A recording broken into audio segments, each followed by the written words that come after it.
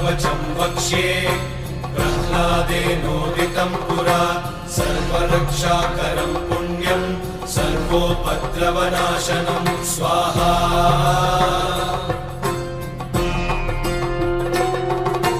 सर्वसम्पत्करं चैव स्वर्गमोक्षप्रदायकं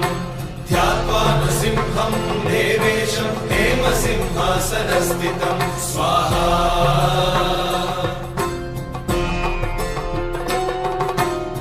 निवृत्तास्यं त्रिनयनं शरदिन्दुसमप्रभं लक्ष्म्यालिङ्गितवामाङ्गं विभूतिविरूपाश्रितं स्वाहा